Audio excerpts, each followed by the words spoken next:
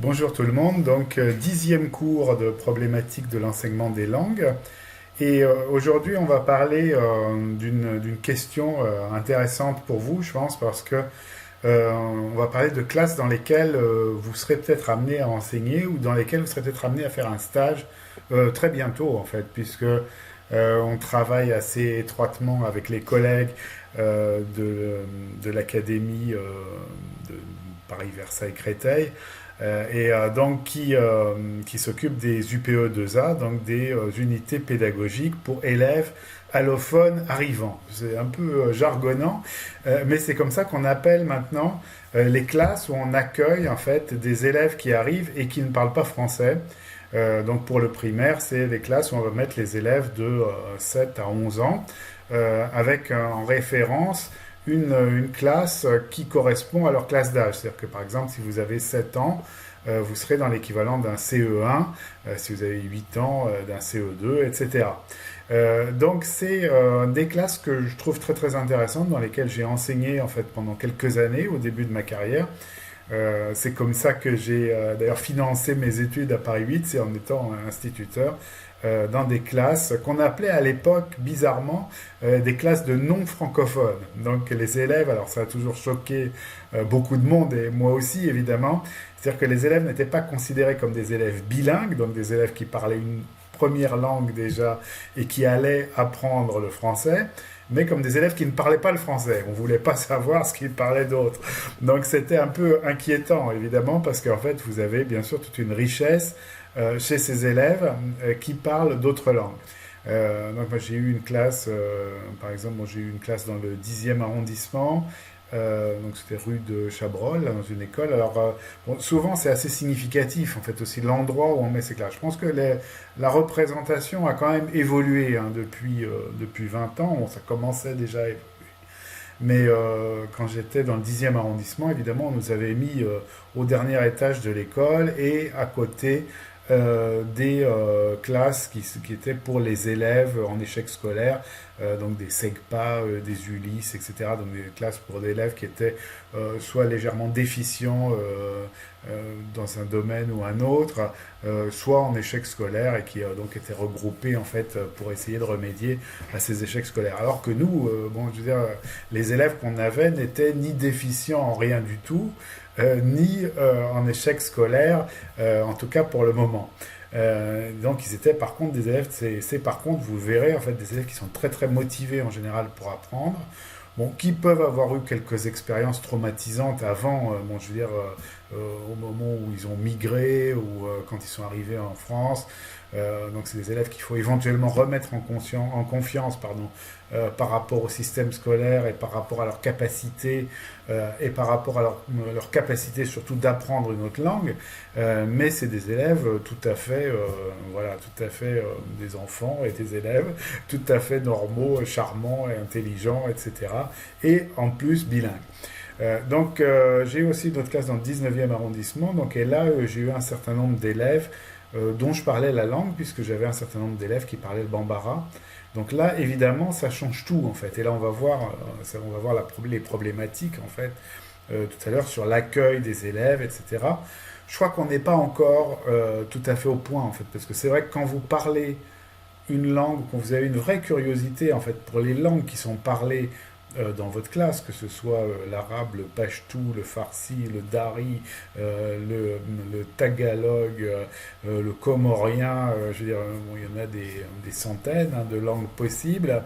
Donc si vous avez une vraie curiosité pour ces langues-là, et que vous en apprenez éventuellement quelques mots au contact justement des élèves que vous allez avoir en classe, eh bien je pense que ça peut changer beaucoup la donne. On le verra aussi quand on regardera, si vous continuez vos études de didactique, quand on fera le cours de politique linguistique, en fait, on verra qu'on a quand même du mal, en fait, encore, à s'intéresser aux langues qui sont moins valorisées sur le plan économique et culturel que les nôtres. Je veux dire, on a tendance à aller, bon, comme dirait Louis-Jean Calvet, vers l'apprentissage des langues centrales ou hypercentrales. C'est-à-dire si vous parlez le français, vous allez apprendre probablement l'anglais, éventuellement vous allez apprendre l'arabe ou le chinois, mais il y a peu de chances que vous alliez apprendre le bambara ou le peul ou le songhai, et encore moins de chances que vous ayez apprendre le dogon, le bozo ou quelques autres langues un peu plus lointaines. Donc c'est vrai il y a encore une asymétrie en fait dans la valorisation des langues et dans la considération qu'on va porter aux différentes langues. Donc ça, je crois qu'on a encore du boulot de ce côté-là, mais c'est ce à quoi on va réfléchir, entre autres, dans ce cours. Français, langue de scolarisation, donc ça veut dire plein de choses, hein. Ça veut dire que on va apprendre la langue qui va nous servir à apprendre, justement, qui va nous servir à rentrer dans le système scolaire. Et ça aussi, c'est une autre problématique encore. C'est-à-dire que quand vous devez apprendre la langue légitime de l'école, ça peut même être problématique pour des francophones. Je veux dire qu'ils vont parler une variété de français où il n'y aura pas les formes de politesse requises par l'école, les modes d'adresse requises par l'autorité scolaire, entre guillemets. Donc on peut on pourra beaucoup aussi s'amuser avec ça et beaucoup apprendre de choses.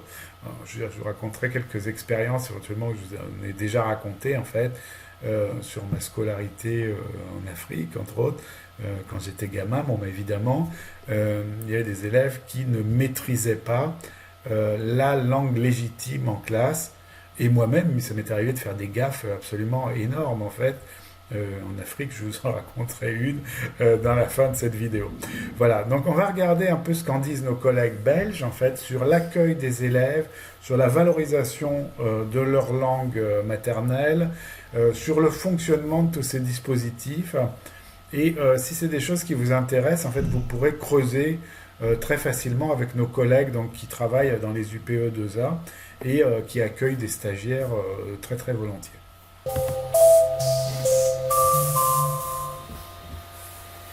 Même s'il est difficile de prévoir un accompagnement sur mesure du début à la fin de la scolarité des élèves, on peut tout de même réfléchir à des dispositifs d'accompagnement qui partiraient des besoins des élèves allophones qui arrivent dans l'école. Donc au lieu de définir a priori un dispositif unique qu'on proposerait à tous les élèves, quel que soit leur parcours, on adopte alors une posture beaucoup plus ouverte à la diversité. Alors pour moi, la première question à se poser, c'est à quel niveau est-ce que je vais pouvoir agir, moi, enseignant, quand un élève allophone arrive dans ma classe? Qu'est-ce qui est réalisable tout de suite et qu'est-ce qui va demander une organisation, un processus plus long, peut-être plus laborieux? Alors concrètement, on va pouvoir mettre en place des actions individualisées dès l'arrivée de l'élève. Que l'élève soit intégré dans un dispositif particulier pour élèves allophones, comme un DASPA en Belgique par exemple, ou qu'il soit placé directement dans sa classe d'âge, ce qu'on appelle la classe ordinaire ou la classe registre. Alors, l'une des premières étapes sera bien sûr la rencontre avec les parents ou les responsables de l'enfant ou de l'adolescent. L'école peut donner facilement des conseils aux familles, comme par exemple sur le fonctionnement du système scolaire dans le pays d'accueil, sur les contacts avec l'école, les adresses utiles dans le quartier, ou encore même des cours de français qui seraient disponibles pour les parents. Alors, il existe également des guides destinés aux mineurs non accompagnés qui sont là faits pour eux. Pensez que si vous vous impliquez en communiquant des informations aux parents, vous aurez évidemment plus de chances qu'ils s'impliquent à leur tour dans la scolarité de leur enfant. Ces contacts pourront se faire à l'aide d'un interprète, pourquoi pas un collègue ou un parent d'élève qui pourrait vous aider à traduire. Pensez aussi qu'au-delà des différences linguistiques, la culture familiale et la culture scolaire peuvent être très différentes. Certaines familles viennent peut-être d'un pays où la société s'est construite sur un mode de transmission plutôt oral, alors que les sociétés occidentales sont au contraire très structuralisées. Certains parents ne savent peut-être ni lire ni écrire. Ça veut dire que le rapport au monde va être beaucoup plus dans l'expérience, plus empirique. Alors qu'à l'école, on est plutôt dans une communauté de pratiques et de discours, avant tout écrits, où on va surtout privilégier la transmission de savoirs abstraits et décontextualisés. L'école accorde encore peu de place à l'expérience personnelle des élèves. Ça va donc être important de tenir compte de ces réalités dans la communication avec les parents. On va préférer un contact direct, oral, avec eux, plutôt que des notes écrites. Et on va essayer de trouver des personnes ressources prêtes à s'impliquer dans la communication entre l'équipe éducative et les parents. L'accompagnement, il passe aussi par les autres élèves de l'école. On peut travailler les notions d'accueil, d'hospitalité, d'entraide en classe. Proposer aux élèves de devenir parrain, marraine d'un élève qui vient d'arriver. Organiser du tutorat entre pairs pour certains cours. Demander à certains de jouer le rôle de médiateur interlinguistique, interculturel, s'ils ont la possibilité de le faire et qu'ils sont en âge de le faire. Ou encore faire verbaliser, reformuler certaines explications dans une langue autre par des élèves qui seraient bilingues. Dans chaque équipe, il y a un élève qui parle l'arabe et qui peut donc redonner le... Les différents types d'interactions qui émergent de ces activités sont très variés. On a des interactions verbales entre pairs, dans les moments de travail de groupe, ou bien dans les moments où on discute en classe d'un point à comparer. Et on se rend compte à ce moment-là qu'il y a régulation entre les enfants. N'hésitez pas à contrôler ce qu'il écrit. Mime. On a également des interactions verbales où les enfants d'une même langue essayent d'entendre puis de comprendre d'autres langues, et pas uniquement le français, ce qui renforce finalement la relation à l'autre et aux autres. Alors, pratiquement, que peut-on organiser les premiers jours? Au secondaire, on fera par exemple participer l'élève aux activités sportives et artistiques de sa classe d'âge pour favoriser son inclusion dès le début. Quel que soit l'âge de l'élève, on peut en tout cas proposer une phase d'observation où il assiste et participe selon ses capacités, sans lui demander autre chose, sans autre exigence. En tout cas, on essaiera de le mettre régulièrement dès le début en contact avec des élèves de son âge, c'est important. Les interactions vont être primordiales pour qu'il apprenne la langue scolaire dans toutes ses dimensions, celle de communication au quotidien et puis celle d'enseignement évidemment, mais à son rythme. À ce propos, n'oubliez pas que le processus d'apprentissage d'une langue étrangère fonctionne par paliers. Donc, selon la théorie des interlangues, les connaissances et les compétences langagières se combinent pour former des microsystèmes. Ces systèmes vont se constituer dans la communication dès le début de l'apprentissage, mais petit à petit, et ils vont se complexifier au fur et à mesure. Chaque interlangue a sa cohérence propre et ses erreurs aussi, qui sont autant de preuves que l'apprentissage a lieu, est en train de se faire, lentement mais sûrement. Une autre étape indispensable va être celle de l'évaluation diagnostique des compétences de l'élève à son arrivée. Cette étape est fondamentale si on veut valoriser les acquis d'apprentissage antérieurs de l'élève et l'aider dans son projet scolaire. Certaines études ont montré que les élèves primo-arrivants, à la sortie des dispositifs d'accueil spécifiques, étaient souvent sous-évalués à cause de leurs compétences scripturales faibles dans la langue des apprentissages.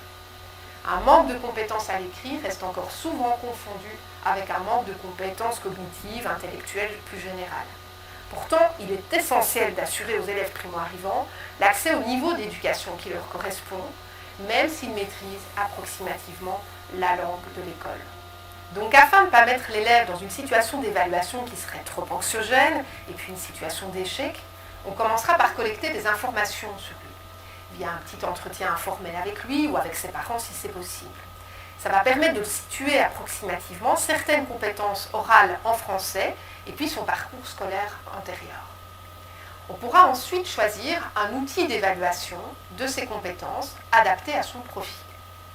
Imaginez l'effet désastreux que pourrait avoir un test de production écrite en français chez un enfant allophone qui était très peu scolarisé auparavant. Ensuite, selon les résultats obtenus, on pourra proposer aux parents et à l'élève un dispositif d'accompagnement. Sachant que cet accompagnement, il va évidemment évoluer tout au long de la scolarité. Il faut aussi avoir conscience que le dispositif qu'on propose peut obéir à des dynamiques d'inclusion ou au contraire d'exclusion. Il y a donc là un enjeu non seulement didactique, mais aussi d'ordre éthique. Cécile Goy et Emmanuel Huvert ont par exemple montré les dynamiques ségrégatives qui sont générées par le cloisonnement des méthodes, des méthodologies, et le manque de communication et de collaboration entre des enseignants et enseignements de français, que ce soit en langue première ou langue étrangère, et des enseignements en français. De la même façon qu'une immersion sans accompagnement spécifique des élèves allophones peut entraîner des dynamiques assimilatives dans le non-respect des diversités. En bref, travailler exclusivement dans des classes fermées avec des élèves primo-arrivants aura tendance à générer des dynamiques d'exclusion. L'élève n'aura pas le sentiment d'appartenir à la communauté scolaire et risque de plafonner dans ses apprentissages par manque de contact avec des élèves francophones et par manque de motivation aussi. Par ailleurs, se cantonner à des apprentissages communicatifs comme on les pratique dans les méthodologies dites FLE, centrées sur un français, langue de socialisation quotidienne, tel qu'on le pratique en dehors de l'école, ça ne va pas permettre à l'élève d'acquérir l'autonomie suffisante pour suivre des cours dans sa classe d'âge. Et à l'inverse, pratiquer une inclusion sauvage de l'élève dans la classe ordinaire, sans accompagnement, sans différenciation pédagogique, sans cours consacré vraiment à l'apprentissage du français adapté à ses compétences, peut être vécu comme très violent par l'élève. Donc l'idée, c'est de penser un projet pédagogique individuel, mais aussi construit en concertation avec l'équipe pédagogique. C'est en effet important que les enseignants français, mais aussi des autres cours, se sentent consultés et impliqués dans le projet. Pour que l'inclusion de l'élève se fasse dans les meilleures conditions, il faut qu'il y ait un système de communication efficace qui soit mis en place entre les enseignants, et parfois même entre différents établissements scolaires, parce que parfois l'élève change d'école pour poursuivre sa formation ailleurs. Et en fonction des projets de l'élève, on va devoir adapter le projet initial jusqu'à la sortie du dispositif.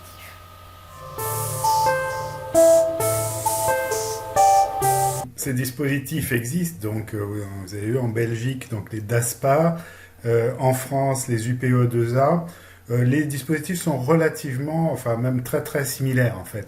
Le principe de base, je vous le disais tout à l'heure, donc c'est d'inclure les enfants, de les faire rentrer dans une inclusion, de les intégrer dans l'école. Donc en ayant à la fois la référence à leur classe d'âge, donc puisqu'ils sont inscrits simultanément dans une classe qui correspond à leur classe d'âge, et dans la classe d'initiation linguistique, donc qui va leur permettre, et d'initiation scolaire en fait, donc qui va leur permettre en fait de s'habituer à ce que c'est que l'école en France et de s'intégrer le plus harmonieusement possible. Alors on voit la problématique, je veux dire évidemment tout ça a évolué, le discours a évolué. Je disais au début, on niait complètement en fait l'intérêt des cultures d'origine des élèves et on ne se préoccupait pas du tout de leur langue. On s'est rendu compte évidemment avec l'expérience et aussi avec un discours différent qui vient de la linguistique, le fait de valoriser en fait toutes les langues et de montrer aussi que certaines langues ont une forme orale et non pas de forme écrite, mais c'est pas pour ça qu'elles ont moins de valeur, et que de toute façon la forme orale est première par rapport à la forme écrite. Je veux dire, après il va y avoir tout un jeu, comme on va le voir tout à l'heure, entre l'oral et l'écrit. Donc maîtriser l'oral d'une langue, c'est une chose. Maîtriser l'écrit, surtout quand il y a une longue histoire en fait de scripturalité dans la langue, c'est autre chose. Je veux dire, c'est-à-dire que là, on voit que l'oral, que l'écrit va avoir des effets sur l'oral, comme par exemple pour les classes, pour la langue scolaire, en fait. C'est souvent un genre d'écrit oralisé, en fait. On essaye de s'approcher de la forme qu'on a travaillée à l'écrit parce qu'elle paraît plus précise, plus logique, etc. Je vous laisse libre de vos propres interprétations là-dessus. Alors, on voit que donc, il y a une différence entre l'inclusion et l'assimilation. L'assimilation, c'est ce processus qu'on retrouve d'ailleurs comme je vous le disais, en fait, dans le processus colonial, en fait, où on a voulu assimiler les populations qu'on a colonisées à des Français. C'est ce qui s'est passé en Afrique, c'est ce qui s'est passé en Algérie. C'est-à-dire quand les colonisateurs sont arrivés, ils ont décrété que tout d'un coup c'était la France et que donc on allait apprendre à l'école, enfin qu'on allait avoir l'école gratuite, laïque et obligatoire, et donc on allait apprendre à l'école en fait les mêmes choses que les Français. Léopold Sédar Senghor le raconte, raconte les cours d'histoire en Afrique noire ou en Afrique subsaharienne si vous préférez. Donc il raconte les cours d'histoire avec nos ancêtres les Gaulois habitaient des huttes en bois. C'était très très loin évidemment de la réalité. On s'est rendu compte évidemment à travers toute cette histoire un peu violente et un peu compliquée en fait que l'assimilation, ça ne fonctionnait pas très bien. Que c'était d'une part, évidemment on niait les cultures d'origine, d'autre part c'était excessivement violent en fait parce que tout d'un coup on coupait les ponts en fait avec tout ce qui faisait partie du passé. Je vous explique tout ça dans le cours de politique linguistique. On revient sur les différents types de politique linguistique et donc là il y a un parallèle très net entre l'assimilation liées à des politiques linguistiques d'assimilation et l'assimilation à l'école.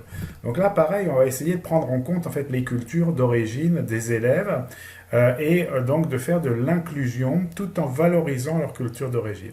Ce sont des élèves qui sont bilingues, ou voire trilingues ou plus, et donc leur culture d'origine a une valeur certaine.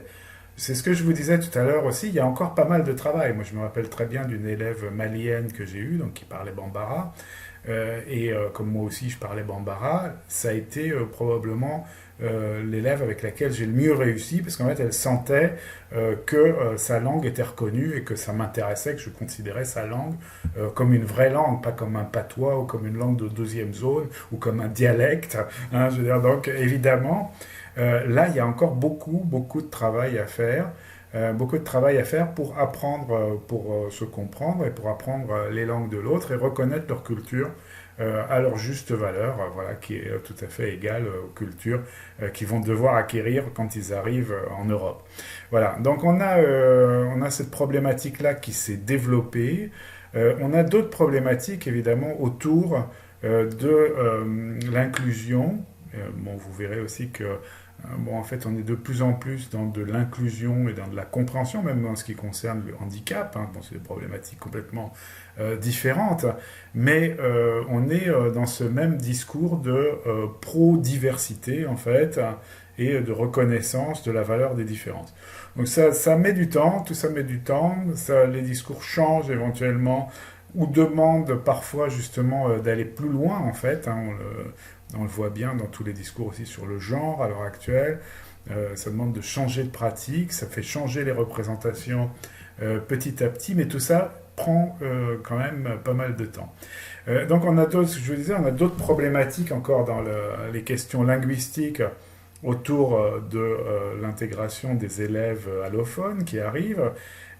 Donc évidemment, ça va être toutes les questions d'accent, toutes les questions de registre de langue, donc les questions d'accent avec la phonétique, la phonologie. Tout à l'heure, nos collègues de Belgique vont traiter du cas du U, par exemple. Le U, vous l'entendez, est un phonème pas très fréquent dans beaucoup de langues. Il y a beaucoup de langues qui n'ont pas le U, donc tout le monde va glisser vers du OU ou du I selon leur système phonologique. Vous voyez aussi, en fait, quand vous allez travailler sur ça, ça va vous permettre de prendre conscience de votre propre système phonologique et de votre propre appareil phonatoire. Quand vous prononcez toutes les lettres du français, vous voyez qu'on a E, A, O, OU, et au centre, U, etc. U. Alors qu'on va avoir une tension des organes phonatoires assez particulière en français. Vous allez voir qu'il y a certaines langues qui sont encore plus sophistiquées sur le plan des phonèmes ou qui ont du système vocalique ou qui ont des distinctions un peu différentes. Alors là, on voit qu'on a un point là sur le U qui est intéressant à regarder.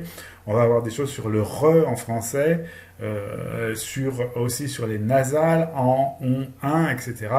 Donc vous voyez que côté phonologique, là évidemment, on va avoir du travail à faire et qu'il y a des méthodes qui existent, comme nos collègues mentionnent, par exemple la méthode verbotonale. Donc on pourra regarder d'un peu plus près de quoi il s'agit. Ensuite, il y a la langue telle qu'elle se parle à l'école, en fait, qui est différente dans la classe et dans la cour de récréation. Je veux dire, si vous parlez entre pairs, entre élèves dans la cour de récréation, c'est très différent de ce que vous avez parlé dans la classe.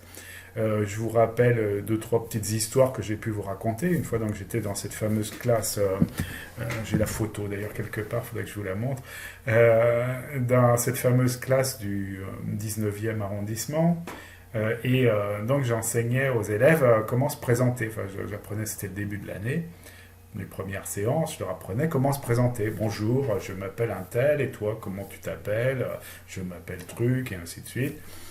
Donc voilà, et j'avais enseigné, je m'appelle, comment tu t'appelles, il s'appelle, etc. Et puis donc je vous racontais cette histoire, donc je descends dans la cour de récréation, et je vois dans la cour de récréation, je regarde mes petits élèves allophones, qui essayent d'aller vers les autres, bonjour, qui testent un peu leur français, puis qui leur disent comment tu t'appelles. Non, ils leur disent pas comment tu t'appelles, mais c'est les autres qui leur demandent comment ils s'appellent, et pour leur demander ça, ils leur disent c'est quoi ton nom? Et donc c'est quoi ton nom? Évidemment, forme tout à fait orale, qu'on ne trouverait pas à l'écrit, et ben ça désarçonne complètement mes élèves qui ne l'avaient pas appris. Donc après, j'ai essayé d'être plus diversifié en termes de réalisation, en fait, en termes de variation des formes pour les mêmes actes de parole. J'ai essayé d'avoir à chaque fois, d'essayer d'enquêter un peu sur comment on pouvait parler des enfants de cet âge-là. Il y a plein d'autres choses qui se passent. Je vous raconterai, il y a des histoires, il se passe des histoires des fois très très drôles en fait. Vous voyez bien que dans la classe aussi, on va avoir tendance à s'adresser. Il y a certains sujets qu'on ne va pas forcément mentionner, je veux dire, qui ne vont pas être considérés, par exemple, comme des excuses valables. Un jour, par exemple, j'étais élève là, à ce moment-là en Côte d'Ivoire. Et puis, comme dans toutes les écoles de Côte d'Ivoire, il y avait juste à la sortie de l'école un petit marché où il y avait des femmes qui cuisinaient en fait et qui faisaient des arachides grillés, des bananes sur un genre de canoune là, sur un feu de charbon, des sandwichs aux nouilles, enfin toute une série de choses extraordinaires qu'on mangeait, des beignets, etc. En couronne qu'on appelait bofloto, donc ou gonfloto, ça dépend. Et j'étais là-bas avec mes amis ivoiriens. Donc on rentre dans la classe et c'était un coopérant français qui faisait cours. Je suis prof d'histoire ou un prof de français. Il y avait à cette époque-là encore pas mal de coopérants français dans les classes. Et donc le professeur nous voit arriver en retard et nous dit mais où étiez-vous? Enfin, l'heure est déjà passée depuis 5 minutes ou 10 minutes. Et alors mon collègue ivoirien lui répond sans se démonter: en tout cas, on a bien graillé, donc en tout cas, on a bien mangé. Et donc, évidemment, le professeur nous a fichus dehors et mon collègue ne comprenait pas vraiment pourquoi. Donc, je lui ai dit, écoute, pour un prof français, en fait, le fait de manger, c'est pas une bonne excuse pour être en retard, quoi. C'est même plutôt le contraire. C'est presque un péché de gourmandise. Donc, du coup, évidemment, culturellement, là, il y avait un grand écart, en fait, entre les pays. En Côte d'Ivoire, on mange tout le temps à sa faim, mais manger, c'est important. Je veux dire, c'est une bonne excuse pour être en retard. Alors qu'en France, c'est pas le cas. Voilà, donc vous voyez, il y a toute une série de choses culturelles. Et puis, évidemment, il va y avoir des choses plus sérieuses aussi, comme par exemple la compréhension des énoncés de mathématiques ou de physique. On va avoir des exemples tout à l'heure. Donc vous voyez que là, la langue est utilisée d'une manière beaucoup plus précise, en fait, que la langue vulgaire. Chaque terme compte, en fait, et là, il faut être assez précis dans la compréhension pour être sûr qu'on ne va pas se tromper, évidemment. Là, il nous donne l'exemple d'augmenter la température à 12 degrés, augmenter la température de 12 degrés. Donc vous voyez que ça fait une grosse différence entre les deux énoncés. Le résultat n'est pas du tout le même. Donc il va y avoir en fait toute une série de choses comme ça où il va falloir apprendre en fait à lire des consignes et savoir dégager, savoir ce qu'il faut faire exactement quand on vous dit plier le papier selon la diagonale, etc. Donc il va y avoir toute une terminologie en fait à acquérir pour être capable en fait de réaliser ce qui est donné dans les énoncés. Donc ça aussi, c'est encore une autre forme de compétence. Oui, je voulais qu'on revienne un peu sur ce tableau-là, en fait, qui me paraît vraiment intéressant, en fait, sur les différents types de dispositifs institutionnels et les dynamiques d'intégration des élèves, en fait. Donc, vous aviez au départ ces questions de classe fermée, en fait. Donc, on mettait les élèves, en fait, primo arrivants et allophones, dans des classes fermées où ils étaient uniquement entre élèves allophones. Donc, ça pouvait être pas désagréable pour eux, ça pouvait être un petit cocon, en fait. Mais ça ne favorisait évidemment pas l'intégration, puisqu'il faut bien sûr pouvoir sortir de sa classe et rencontrer les autres élèves pour s'intégrer. Intégration en cursus ordinaire et accompagnement BE2A, donc c'est la solution à laquelle on est actuellement. Donc là, on essaie de combiner en fait un peu le meilleur des deux mondes en fait, en intégrant les élèves dans le cursus ordinaire, en commençant par les disciplines en fait dans lesquelles Ils n'ont pas besoin de beaucoup de compétences linguistiques, donc ce qu'on appelle les disciplines non linguistiques, que ce soit l'art ou le sport, par exemple. Donc en sport, ils ont besoin de comprendre un certain nombre de consignes, évidemment, en art aussi, mais c'est évidemment beaucoup plus simple pour eux de réussir et de montrer qu'ils sont capables de réussir, en fait, qu'en mathématiques ou en français, où là, ils ont besoin de beaucoup plus de compétences linguistiques. Donc, classe ordinaire sans accompagnement, donc là, c'est quand on lâche directement les élèves dans le grand bain, et bien évidemment, là, ils sont forcés de s'adapter le plus rapidement possible, mais c'est excessivement difficile et assez violent. Donc, représentation de l'altérité, donc on a d'un côté l'assignation à l'altérité, donc rester autre, et de l'autre l'indifférence aux indifférences, et un continuum en fait entre les deux en fait. Donc vous voyez qu'en fait la voie médiane qu'on a choisie un peu dans tous les pays d'Europe en fait passe par le français, le FLS, français langue seconde, donc permet en fait d'acquérir une compétence particulière en français, inclusive, et qui ne soit pas une pure et simple assimilation au français langue maternelle. Bon, le français langue étrangère reste, évidemment, catégorisation du français langue enseignée. Donc le français langue étrangère reste la langue, en fait, évidemment, qu'on va enseigner aux gens qui apprennent le français à l'étranger, sans être dans un bain de culture française ou immergé dans une société française. Hein, donc vous voyez la différence entre ségrégation, assimilation et inclusion, en fait, entre les trois types de classes et les différents modèles d'intégration gérés par les dispositifs institutionnels. Voilà, c'est intéressant d'y revenir parce que c'est vrai que aussi bien en fait la non-inclusion totale que l'inclusion forcée sans passerelle en fait, donc peuvent produire des résultats vraiment difficiles à gérer pour les élèves eux-mêmes et puis pour la suite de leur parcours scolaire évidemment. Ce qui nous initiait en classe, c'était la langue française et son apprentissage. Néanmoins, le fait que les étudiants puissent à un moment donné s'exprimer dans leur langue maternelle pour aider à comprendre la langue cible, à savoir la langue française dans mon cas, eh bien pour moi c'était une richesse. Et donc je n'ai jamais interdit que dans le cadre de mon cours, on puisse parler sa langue maternelle si elle venait appuyer la langue française et qu'elle permettait une explication. Parce que moi, dans ma classe, il y avait des étudiants qui parlaient d'Ari, le pachto, le peu, et toutes sortes d'autres langues qui m'étaient par ailleurs totalement étrangères.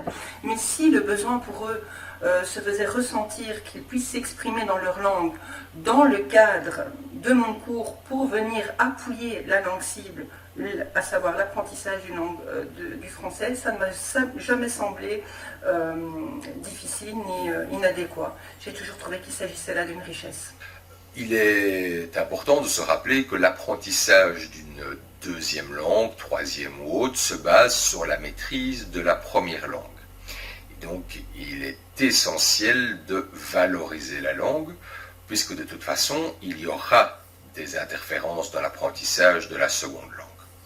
Et donc pour moi, c'est quelque chose de tout à fait essentiel, même s'il y a un cadre assez strict à l'école pour essayer de limiter l'usage de la langue d'origine pour ne pas créer de tensions au sein des élèves si une langue éventuellement domine.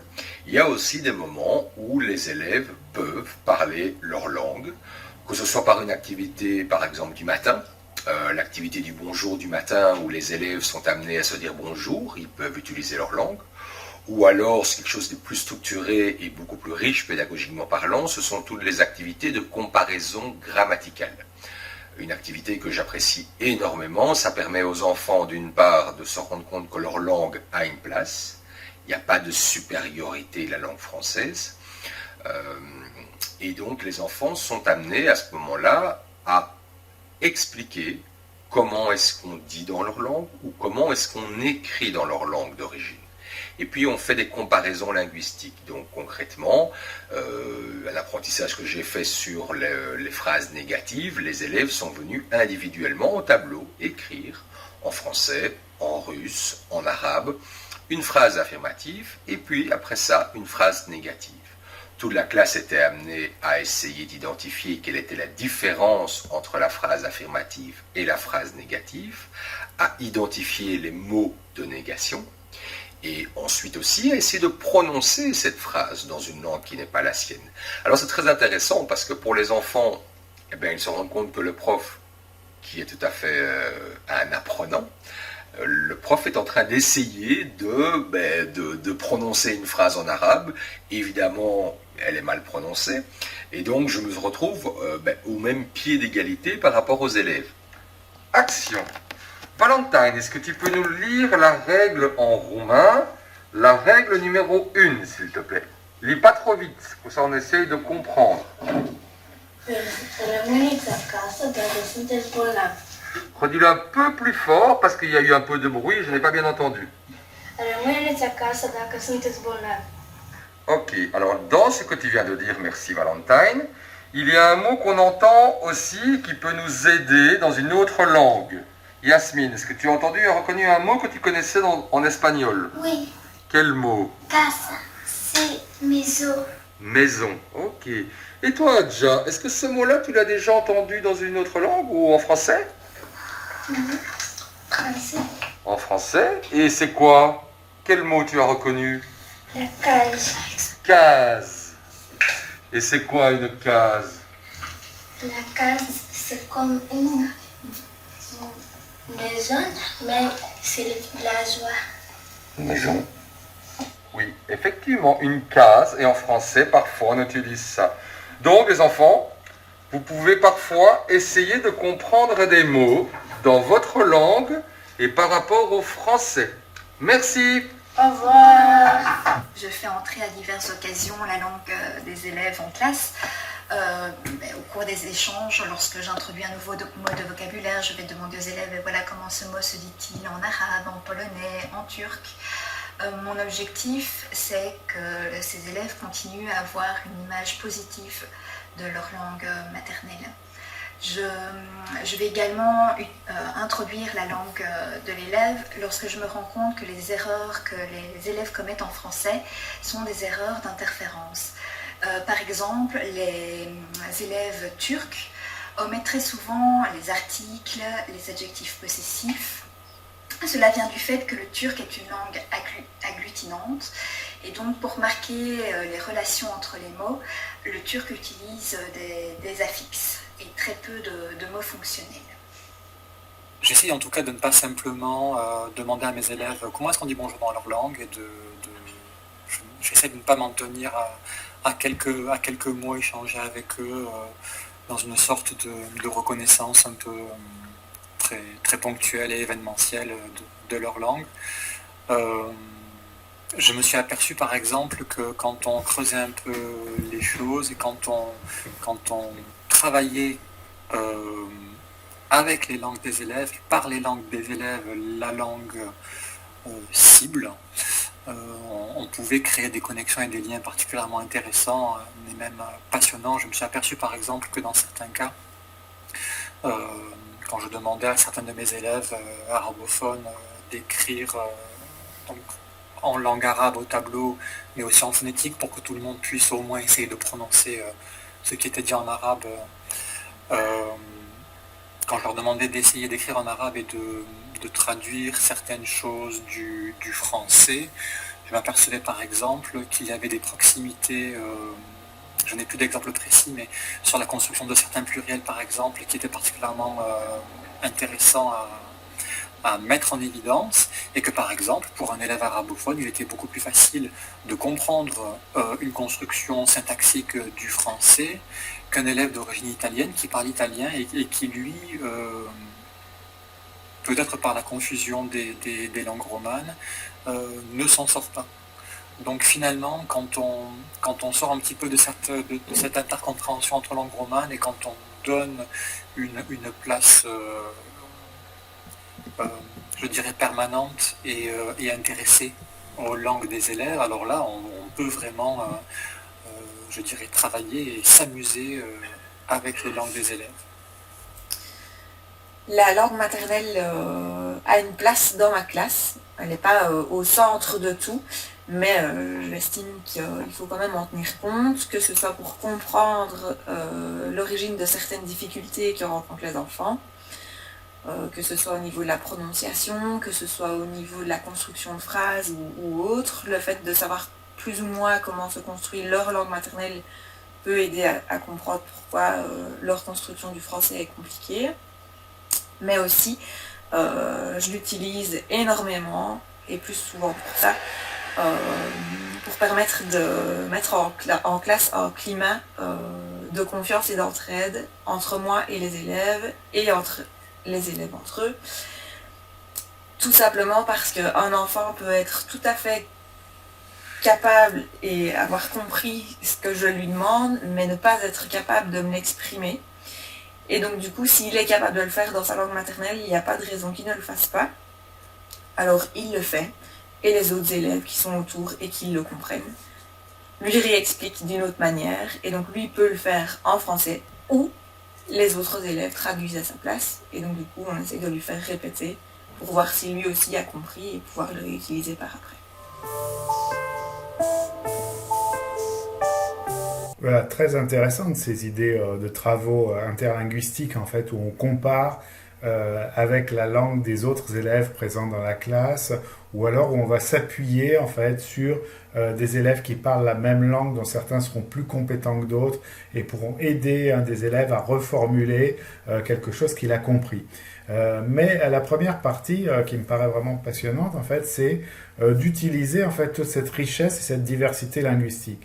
Vous voyez, là, il s'appuie à un moment sur un élève qui est roumain, en fait, donc il parle le roumain, qui lit un énoncé en roumain, et on retrouve un mot transparent qui est casa, donc on va avoir le même mot en espagnol, et la petite fille africaine, probablement d'un pays d'Afrique francophone, ou d'un pays d'Afrique, en tout cas, où on parle de case pour les maisons en terre. Elle fait le geste, une maison en terre ronde avec un toit conique. Donc, on va s'appuyer sur la transparence en fait d'un mot pour aider en fait à établir des parentés en fait et à rassurer en fait, les élèves sur leur lexique. Vous voyez que c'est assez, ça peut devenir tout à fait passionnant et ça permet de faire des comparaisons grammaticales et là le professeur se remet lui-même en position d'apprenant avec la langue arabe en fait, donc il demande aux élèves qui parlent arabe d'écrire une phrase en arabe, là c'est l'exemple c'est sur le négatif et le positif hein, et d'essayer de repérer en fait qu'est-ce qui marque la négation dans une phrase en arabe. Donc il se retrouve lui-même en statut, en position d'apprenant, en position de linguiste éventuellement, et c'est évidemment, ça remet en confiance en fait les élèves qui parlent une langue étrangère et qui tout d'un coup sont ceux qui savent. Et je veux dire, et c'est plus même l'enseignant qui sait et qui détient le savoir. Donc ça implique de se remettre en cause et de s'amuser un peu avec la langue. Une pédagogie très intéressante et qui va permettre de mettre en valeur les élèves et de les rassurer. Vous verrez après que évidemment après la comparaison linguistique en fait va être plus ou moins complexe hein. Et là ça va vous demander un peu d'instruments linguistiques.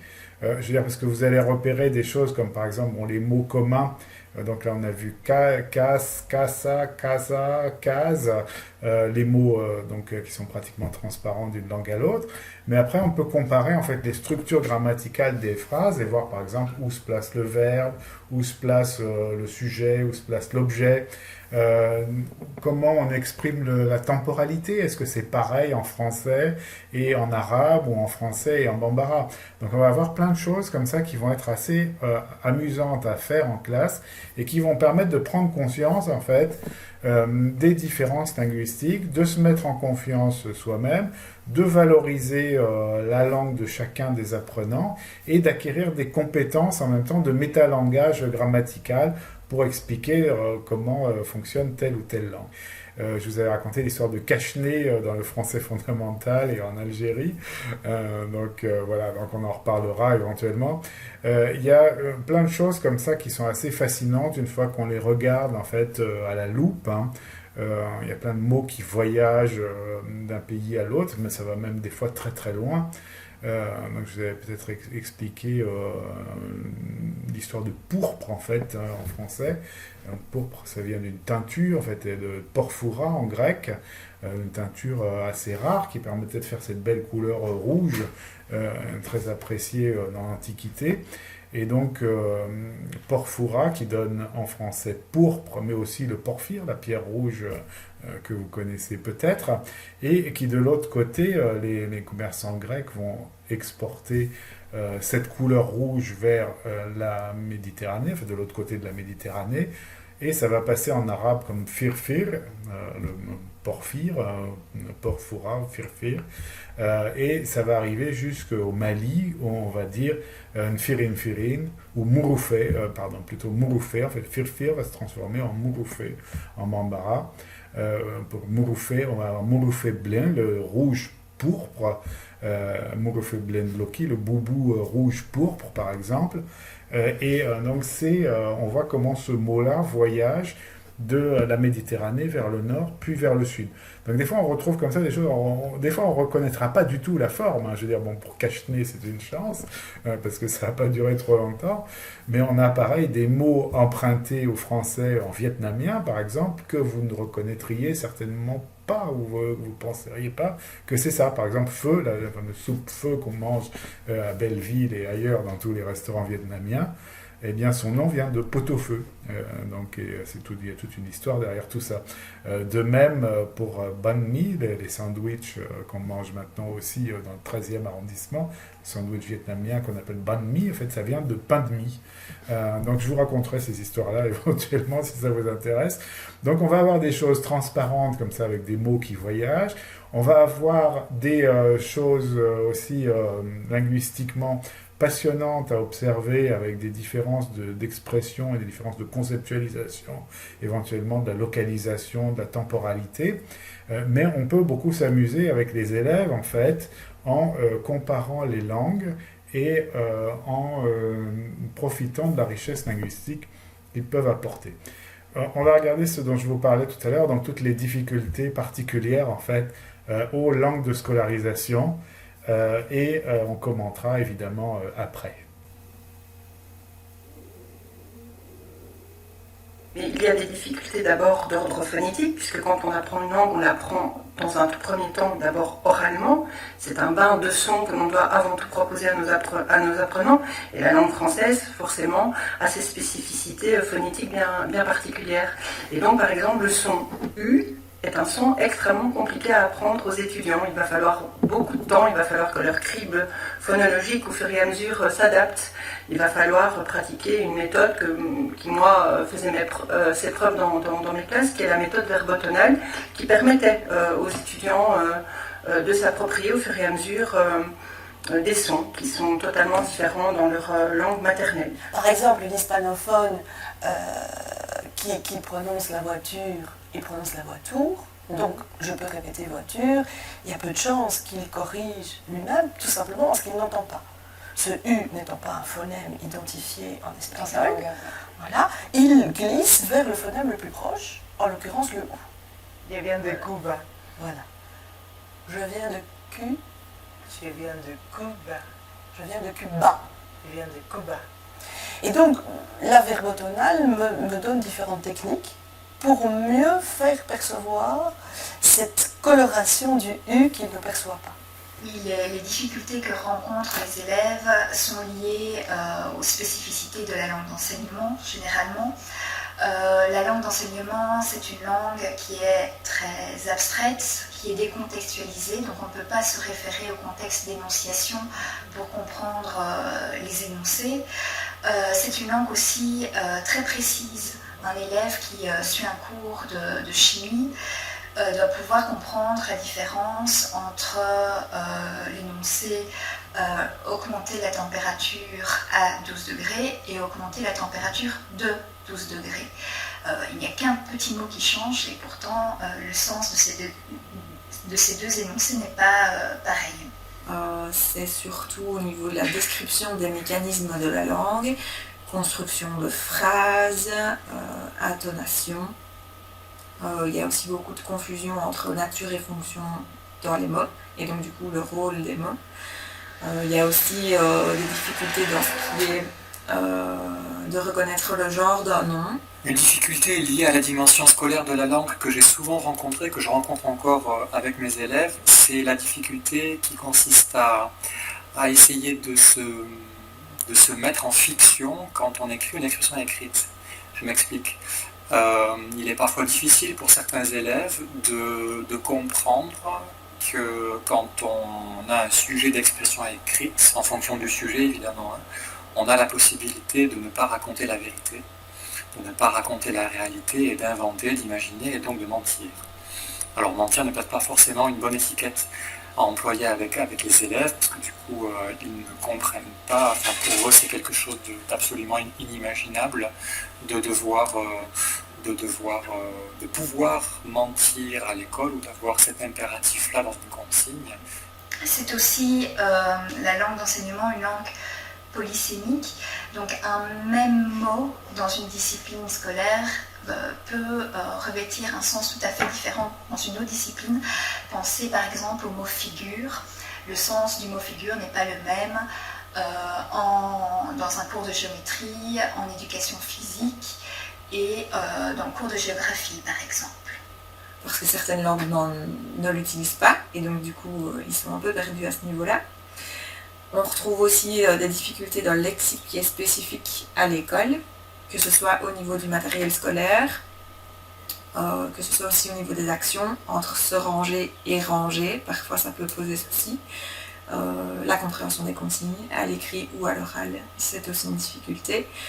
Et aussi les graphèmes complexes, oua, ia, ian, oui, i, parce que plusieurs écritures possibles pour un même sens, ça peut souvent poser problème pour les enfants dont le français n'est pas la langue maternelle.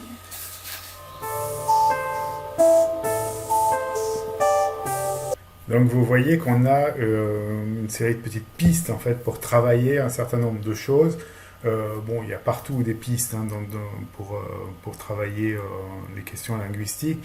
La méthode verbotonale, vous allez trouver beaucoup de choses sur la méthode verbotonale parce que c'est effectivement une méthode qui permet de travailler sur les sons en fait. Et aussi bien d'ailleurs, il y a des expérimentations faites aussi avec des enfants sourds, etc. Donc c'est une méthode très très intéressante aussi pour rectifier la phonologie, la phonétique de certains apprenants et ainsi de suite. Donc vous voyez là les exemples sur le U, sur la façon dont elle va accentuer en fait le U, se focaliser sur certains phonèmes du français.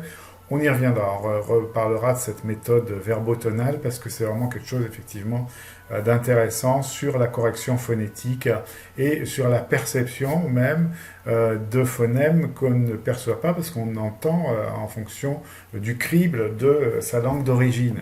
On n'entend pas, une fois qu'on a appris une langue, on a fait une sélection dans le nombre de phonèmes qu'on est capable d'entendre et de réaliser, et après pour réaliser des phonèmes très différents ou les entendre même, ça va demander une certaine rééducation en fait par rapport aux possibilités du nouveau-né qui lui pourrait prononcer théoriquement pratiquement tous les 1500 ou 1800 sons différents qu'on peut prononcer. Donc sur les questions après d'énoncés, donc vous voyez les questions de précision de la langue dans les énoncés mathématiques et les questions de capacité à se projeter en fait dans la réalisation d'une tâche qui peut être plus ou moins artificielle. Je me rappelle d'un élève à qui j'avais demandé, en fait, à partir d'un prospectus d'un parc de loisirs, en fait, donc je lui ai donné le dépliant d'un parc de loisirs, je sais pas, peut-être le parc Astérix ou quelque chose comme ça, et je lui avais demandé d'écrire à un ami à travers une lettre, à travers un petit mot, en fait, tout ce qu'on pouvait faire dans le parc. Et donc, il n'était pas du tout arrivé à se projeter, en fait, dans la consigne, et en tout cas, à respecter, en fait, le type de choses qu'aurait fait un francophone, c'est-à-dire, il aurait dit au parc Astérix, tu peux te promener sur des dracars vikings, découvrir les huttes d'Astérix et d'Abraracoursix, voilà. Mais là, lui, il avait repris, en fait, c'était un élève chinois, en fait, et il avait fait une très jolie petite lettre avec une formule de politesse au début. Bon, ça ressemblait tout à fait à une lettre, mais à l'intérieur, il y avait des éléments qu'on n'aurait pas mis du tout dans une lettre de ce type-là, qu'un francophone n'aurait pas mis, comme par exemple, tu pourras monter dans le bateau des pirates pour 2,50 € et boire des rafraîchissements pour à partir d'1,50 €. On ne mettrait pas ça dans une lettre, on explique, on ne va pas mentionner le prix tout de suite, mais c'est clairement un usage culturel. Et donc c'est quelque chose qui correspond à un apprentissage. Donc, il n'était pas bien arrivé à la fois se projeter dans la consigne et à respecter les habitudes en fait les habitudes des francophones. Donc ça se comprend très bien. Hein, je veux dire, les habitudes culturelles peuvent être très très différentes. Et la manière de s'adresser aux gens ou d'écrire, ou les sujets qui vont paraître dignes d'intérêt même, peuvent être très différents d'une culture à l'autre. Voilà, on va s'arrêter là pour aujourd'hui. Donc on parlera de tout ça pendant la séance de demain, vendredi. Et puis on se revoit encore, je vais essayer de faire encore deux dernières vidéos, en fait, pour que vous ayez la dose complète. Et voilà, et puis vous me direz où vous en êtes de vos travaux. Merci beaucoup, bonne semaine, à bientôt.